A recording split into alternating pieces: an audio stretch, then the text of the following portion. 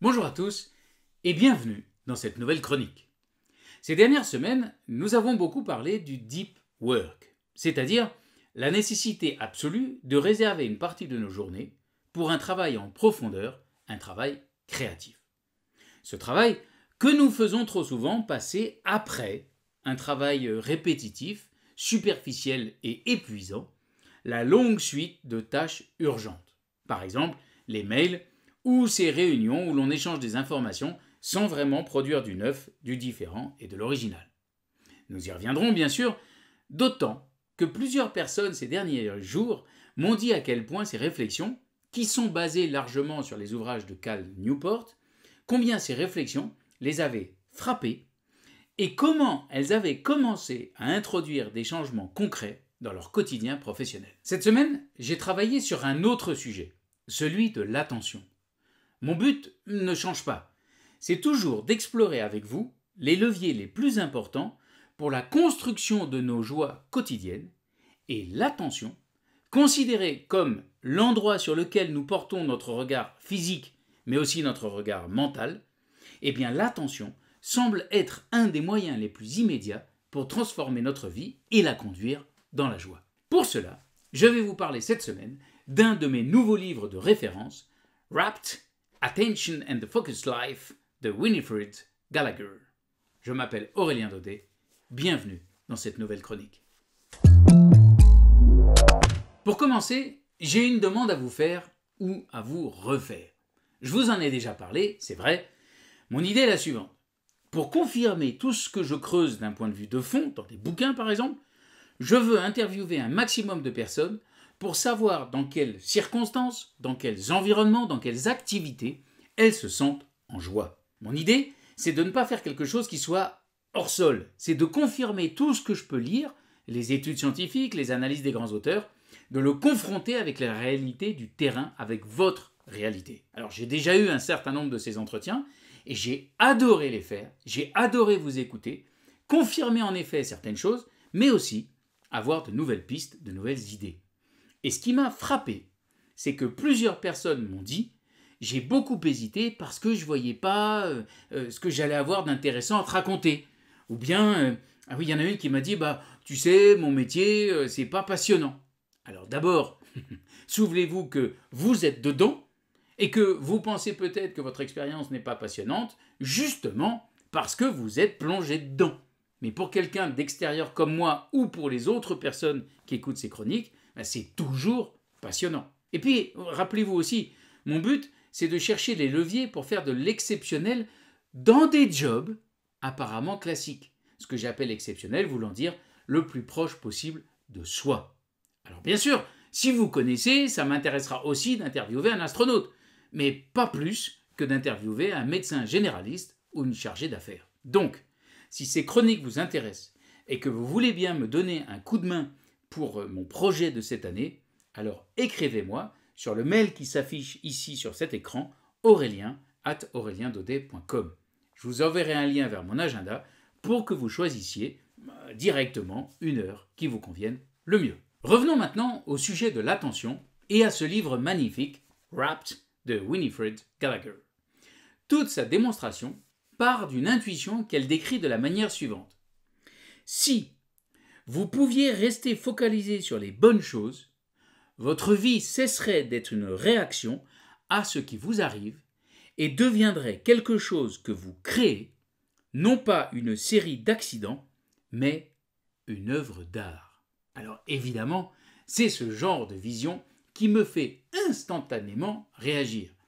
Depuis le début de cette saison, si vous avez suivi les précédentes chroniques, je milite pour l'idée que nous pouvons faire de nos vies professionnelles et personnelles des œuvres d'art par la concentration, par le travail en profondeur et par l'exigence de qualité.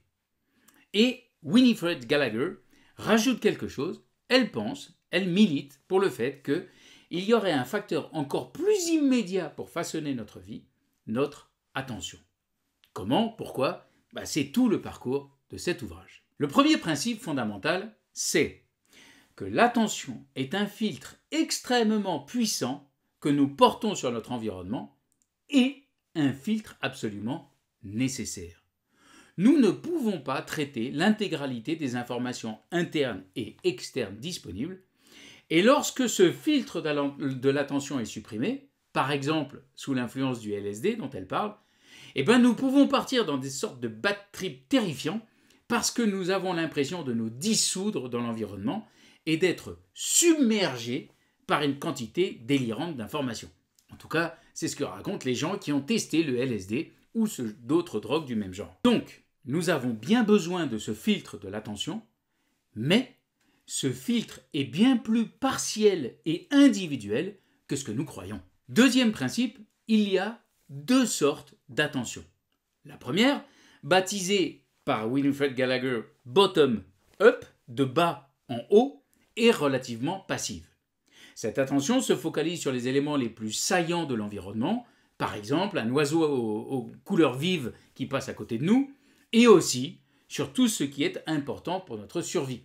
Soit des menaces, par exemple une odeur très forte et qui sent vraiment pas bon, comme quelque chose qui pourrit, ou bien le sifflement d'un animal dans les buissons, ou bien des récompenses, comme l'odeur des viennoiseries en passant devant une boulangerie. Cette attention de bas en haut, basique, passive, est codée en nous par l'évolution, et elle est fondamentale pour la survie de l'espèce.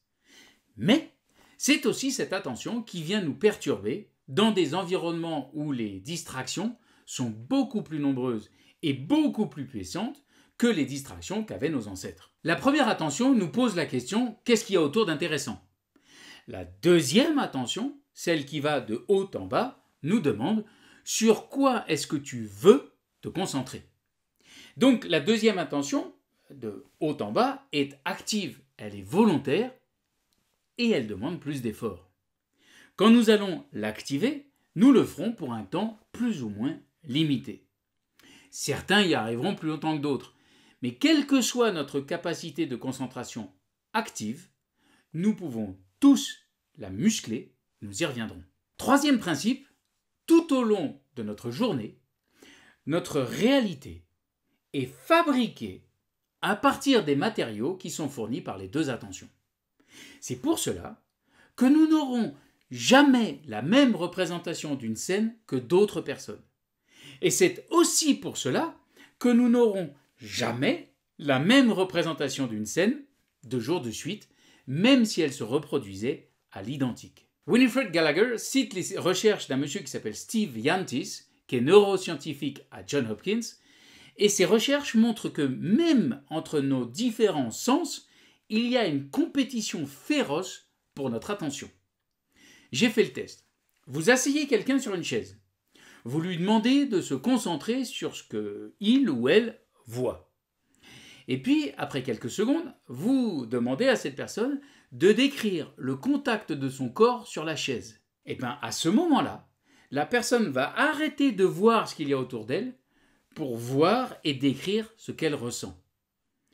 Ces mécanismes sont d'ailleurs utilisés par les magiciens pour tromper notre attention de bas en haut en l'attirant sur un élément. Ils nous rendent aveugles à un autre élément qu'ils sont en train d'aborder. Et c'est aussi valable pour l'attention de haut en bas. Si nous avons choisi de voir quelqu'un comme sympathique, nous ne verrons pas, c'est-à-dire que nous ne nous concentrerons pas, au moins au début, sur des signes d'agacement qu'il va montrer.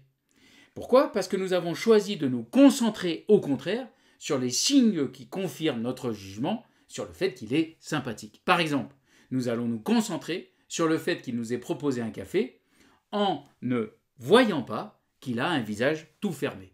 Et bien sûr, l'attention forge notre vision du monde sur la durée.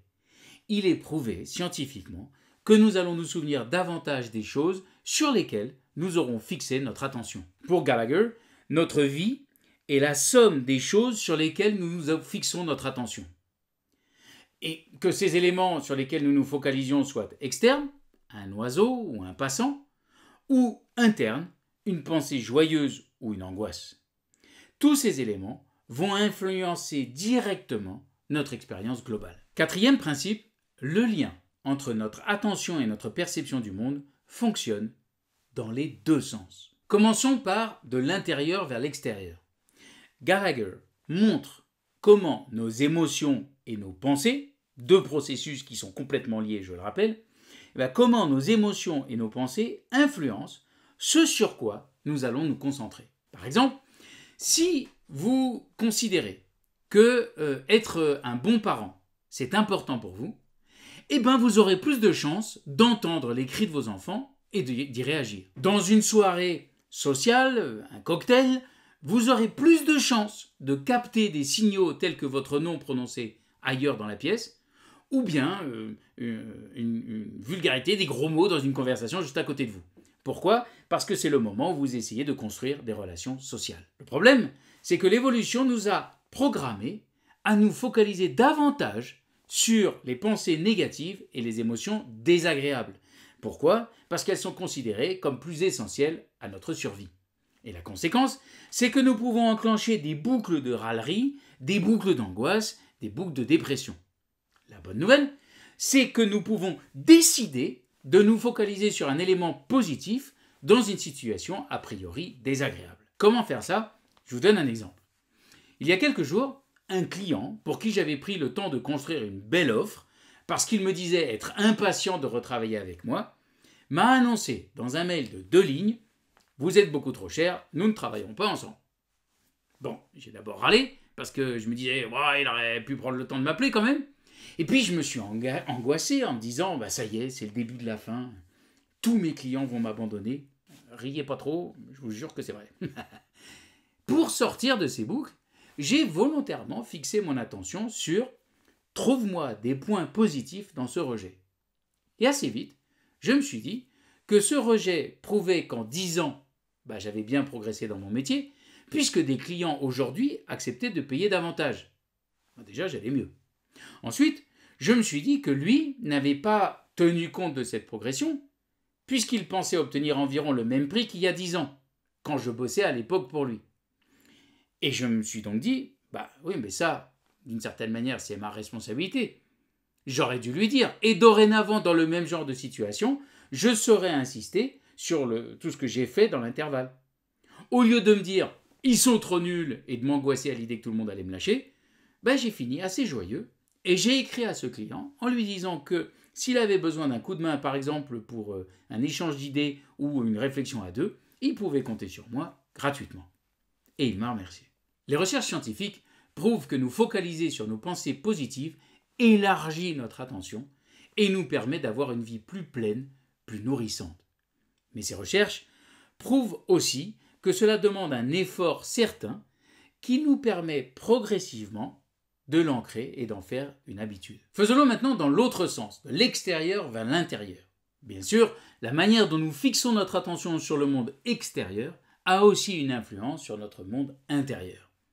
Par exemple, lorsque je suis dans le métro parisien, je suis frappé par le fait que je suis souvent le seul à ne pas avoir les yeux fixés sur un écran ou bien les oreilles sous un casque, parfois les deux. Et plusieurs fois, je reconnais, j'ai eu la flemme et j'ai moi aussi sorti mon téléphone. Et puis j'ai repensé au bouquin que j'étais en train de lire. Et soit je l'ai ressorti, soit j'ai décidé de fixer mon attention sur autre chose. Au début, rien ne me semblait particulièrement attirant. Et puis j'ai croisé le regard d'une petite fille qui était assise à côté de sa mère, elle aussi d'ailleurs sur son téléphone. Alors nous nous sommes échangés 2 ou 3 sourires avant qu'elle ne descende, et déjà je me suis dit que c'était plus rigolo que de regarder mon téléphone. Quand le métro a redémarré, j'avais plus la petite fille à qui faire des sourires, et donc j'ai fixé mon attention sur les câbles accrochés sur le mur du tunnel et sur le mouvement de vagues qu'ils font lorsque le métro va à pleine vitesse. Et ce que j'ai adoré, c'est que je me suis revu tout petit en train de faire exactement la même chose, et en plus d'imaginer des nains cachés dans les toutes petites niches des tunnels. J'ai rigolé tout seul. J'ai fait ça pendant plusieurs stations et jamais je n'ai vu le temps passer aussi vite dans le métro. 5e principe, nous pouvons entraîner notre attention, quelle que soit notre origine et quel que soit notre âge. Gallagher montre dans son livre combien les recherches à la fois en neurosciences et en anthropologie ont profondément bouleversé notre compréhension du fonctionnement du cerveau en général et de l'attention en particulier depuis 20-25 ans. Ces recherches ont souligné, par exemple, l'influence de la culture sur notre attention.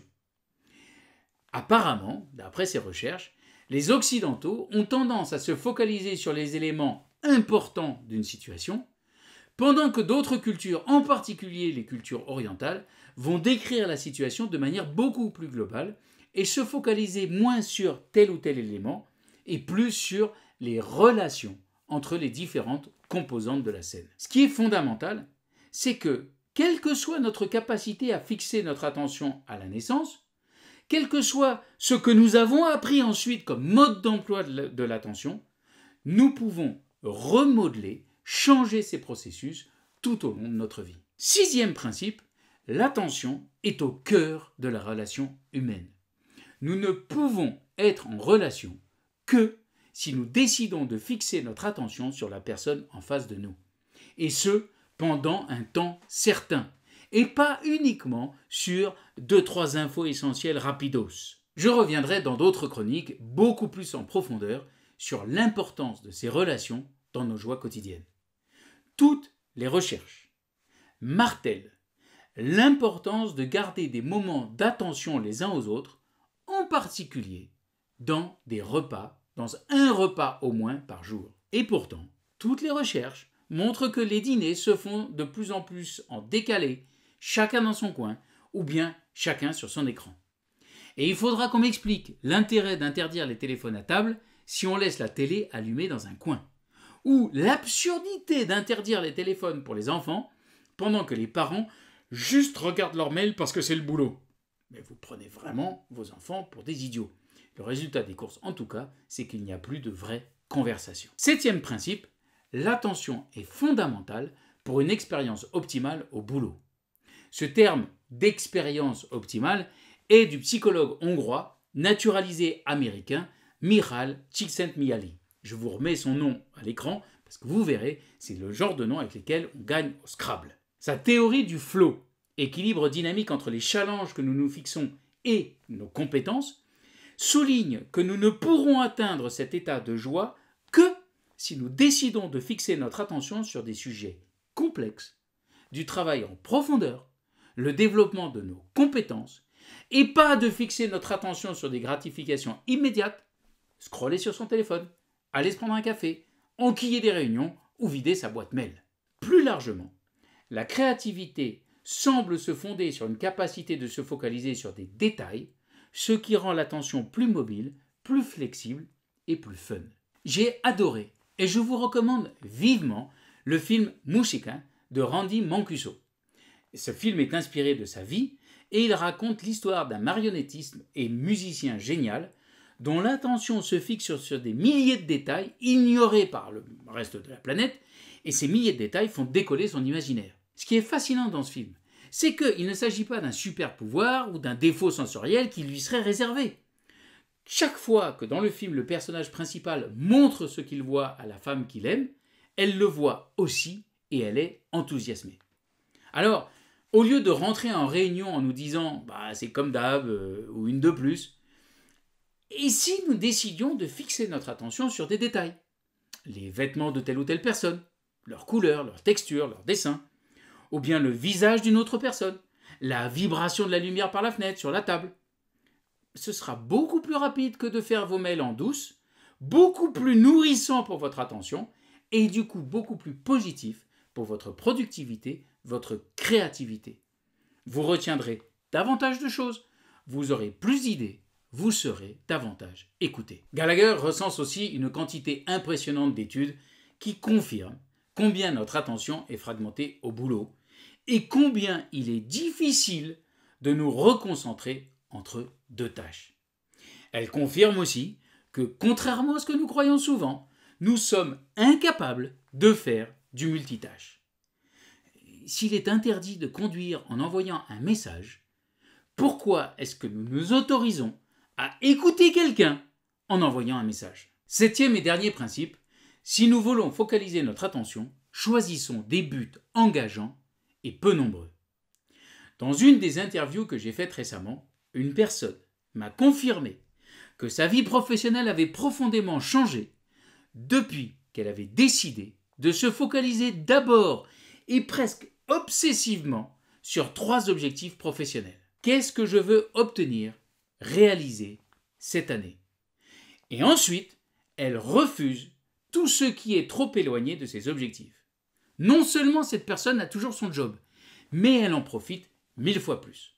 Je vous ai parlé de Slow Productivity de Cal Newport et il explique cette stratégie en détail et il donne même des conseils pour la faire accepter par votre manager. En résumé, notre attention est une fonction essentielle de notre vie, personnelle et professionnelle. Notre attention est complexe et limitée. Mais notre attention est aussi flexible, configurable, malléable. Il est donc fondamental que nous soyons attentifs à notre attention. Suivons-la, entraînons-la, canalisons-la pour en faire un outil au service de notre joie et pas un moyen pour nous pourrir la vie. J'y reviendrai dans ma prochaine chronique. D'ici là, je ne vous demande pas, comme tant d'autres youtubeurs, des likes ou des commentaires. Non, je vous demande bien plus. Je vous demande du temps. J'ai besoin et j'ai très envie de discuter avec vous. Voici mon mail, aurélien@aureliendaudet.com, si vous acceptez de me donner 1 heure pour que je vous écoute sur votre vie au boulot. Merci et à tout bientôt.